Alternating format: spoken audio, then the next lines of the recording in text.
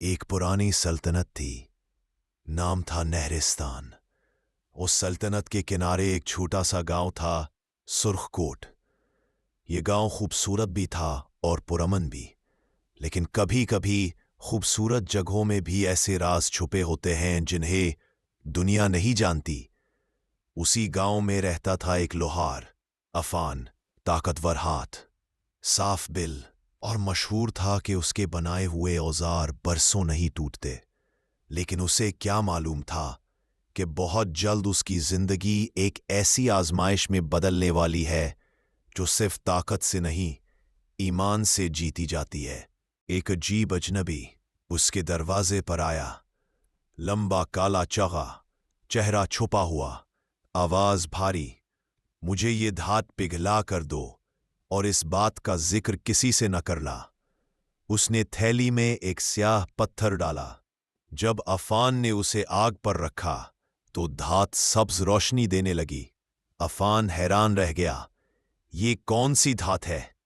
अजनबी बोला, ये ताकत है, बहुत बड़ी ताकत। और फिर खामोशी से चला गया। उस धात से जैसे सरगोशियां आ रही थीं। मुझे पिघला, मैं तुझे ताकत दूंगा। अफान ने फौरन सूरे नास पढ़कर धात को ढांप दिया और आवाजें बंद हो गईं। सुबह होते ही वो सीधा गांव के बुजुर्ग शेख दाऊद के पास गया। हजरत, ये धात अजीब है, जैसे कोई जादू हो। शेख दाऊद ने सिर्फ एक नजर डाली और चेहरे का रंग बदल गया। बेटा, ये जम्मार की शैतानी कान से निकाला गया पत्थर है। इससे बनाई गई चीज इंसान की रूह खींच लेती है। अफान का दिल लर्ज गया। रात को वो सियाह पोश फिर आया। इस बार उसके साथ दो साये भी थे, धुआं जैसे जिस्म, सुर्ख आंखें। अफान, मेरी धात तैयार हुई। मैं वो धात नहीं पिघलाऊंगा, ये हराम है, अफान ने सख्ती से जवाब दिया। अजनबी चीखा, तुम्हें ताकत, दौलत, शोहरत सब दे सकता हूं। अफान गरजा, तुम्हें पछताना पड़ेगा। लोहार और तीनों साये धुएं में गायब हो गए। चंद दिन बाद गांव में मुसीबतों का तूफान आ गया। कभी आसमान स्याह हो जाता, कभी घरों की छतों से पत्थर गिरते, कभी बच्चे डर कर जाग जाते, कभी मवेशी मर जाते। शेख दाऊद ने कहा, इरफान, जम्मार तुमसे नाराज है। अगर तुमने झुक कर धात पिघला दी तो गांव बच जाएगा, अगर ना झुके आजमाइश बढ़ेगी। इरफान ने जवाब दिया, मैं अल्लाह के सामने झुकूंगा, किसी जादूगर के सामने नहीं। जम्मार ने सबसे पहले इरफान की मां को निशाना बनाया। एक रात इसकी मां कांपने लगी, सांस रुक रुक कर आ रही थी। बेटा, मुझे लगता है कोई साया मेरे इर्द गिर्द है। इरफान ने फौरन कुरान की आयत पढ़कर दम किया, लेकिन दीवारों से सरगोशियां आती। इरफान, लोहे वाले, झुक जा। इसकी मां ने इसका हाथ पकड़ा। बेटा, ईमान पर कायम रहना। अगली सुबह अफान के दरवाजे पर एक खत पड़ा था।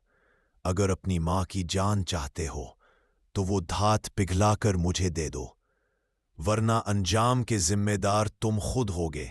जम्मार। अफान खामोश हो गया, दिल टूटने लगा। ये ईमान का इम्तिहान था या सब्र की हद।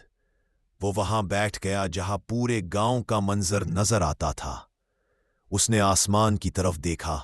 या अल्लाह, मैं कमजोर हूं, मेरी रहनुमाई फरमा। फिर दिल में सुकून उतरा और अफान उठकर बोला, मैं जम्मान का सामना करूंगा, ईमान के साथ। शेख दाऊद ने उसे एक छोटा तावीज दिया। बेटा, ये कोई जादू नहीं, ये कुरान की आयत है, उसे अपने दिल के करीब रखना। जम्मार बहुत ताकतवर है, लेकिन ईमान की आयत इसकी पूरी दुनिया जला सकती है। अफान रात के वक्त जंगल की तरफ निकला। हवा सर्द थी, दरख्तों पर अजीब निशान बने हुए थे, जैसे किसी ने जली हुई उंगलियां फेरी हों। रास्ते में एक बूढ़ी औरत मिली, कांपती हुई। बेटा, वापस जा, आगे मौत है, अफान ने कहा। अगर मौत भी है, मैं जुल्म के सामने सर नहीं झुका सकता। वो औरत धीरे से मुस्कुराई और स्याह धुएं में गायब हो गई। अफान समझ गया कि वो इंसान नहीं थी। पहाड़ के अंदर एक बड़ा गार था। अंदर सब्ज रोशनी, जैसे जादू का समंदर हो। अफान ने आयतुल कुर्सी पढ़ी और जिमार ने आहिस्ता आहिस्ता चलकर कहा, तू आ गया लोहार। तुमने मेरी धात पिघलाने से इनकार किया, इसका नतीजा तुम्हारे गांव ने भुगता। ये सब आजमाइश है, मेरा रब मुझे अकेला नहीं छोड़ेगा। जिमार हंसा, रब कहाँ है ये सब रोकने? मैं ताकत देता हूं, मैं इंसानों को उम्र देता हूं, मेरे सामने सब झुकते हैं। इफान की आवाज गरजी, इंसान तेरे सामने झुके तो वो इंसान नहीं रहता, असल ताकत अल्लाह के पास है। जिमार गुस्से से कांप उठा। जिमार ने हाथ घुमाया, आग से एक भयानक भूत निकला और इफान पर झपटा। इफान ने बिस्मिल्लाह कहकर हथौड़ा मारा, भूत धुएं में तहलील हो गया। जिमार चीखा, कैसे मुमकिन है तुम्हारे हाथों में नूर है? जिमार ने वही स्याह धात उठाई और आसमान की तरफ फेंक दी। वो धात जंजीरों में बदल गई और इफान के जिस्म को जकड़ लिया। इफान जमीन पर गिर गया, जंजीरें उसका जिस्म काट रही थी। जिमार चिल्लाया, अब बता, ईमान बचाते हो या मां की जान? इफान की आंखें बंद हुईं और मां की आवाज आई, बेटा हिम्मत मत हारना। इफान ने पूरी कुव्वत से सूरतुल फलक पढ़ी और जंजीरें पिघलकर जमीन पर गिरने लगी। जम्मार पीछे हट गया। ये नाम मुझे जलाता है।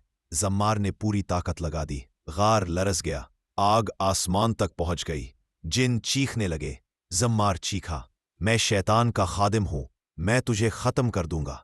इफान ने हथौड़ा उठाया, दिल में अल्लाह अकबर कहा और आग के दायरे में छलांग लगा दी। हथौड़ा सीधा जम्मार के सीने पर लगा। एक जोरदार धमाका हुआ, रोशनी फैल गई, गार टूटने लगा। जम्मार चीखता रहा, आयात, ये आयात मुझे खत्म कर रही है, और उसका जिस्म स्याह धुएं में पिघलकर खत्म हो गया।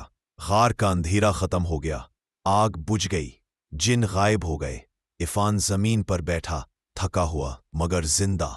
आसमान से एक नर्म हवा चली, जैसे अल्लाह ने रहम कर दिया हो। सुबह जब अफान गांव पहुंचा तो सब लोग उसके गिर्द जमा हो गए।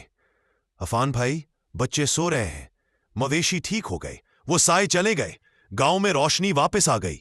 उसकी मां उसे गले लगाकर रो पड़ी, बेटा तुम आज हमारे लिए सिर्फ लोहार नहीं, बचाने वाले बनकर आए हो। शेख दाऊद ने कहा, बेटा तुमने साबित किया कि एक सच्चा मोमिन अपने ईमान पर डट जाए तो दुनिया का कोई जादू उसका कुछ नहीं बिगाड़ सकता। अफान ने अपना तंदूर दोबारा जलाया। लोग उसके पास औजार बनाने भी आते और अपने दिल का बोझ हल्का करने भी। अफान हर आने वाले से सिर्फ यही कहता, मैं कुछ नहीं, असल ताकत सिर्फ अल्लाह की है। और आज तक लोग कहते रहे, ईमान के सामने सबसे ताकतवर जादूगर भी हार जाता है।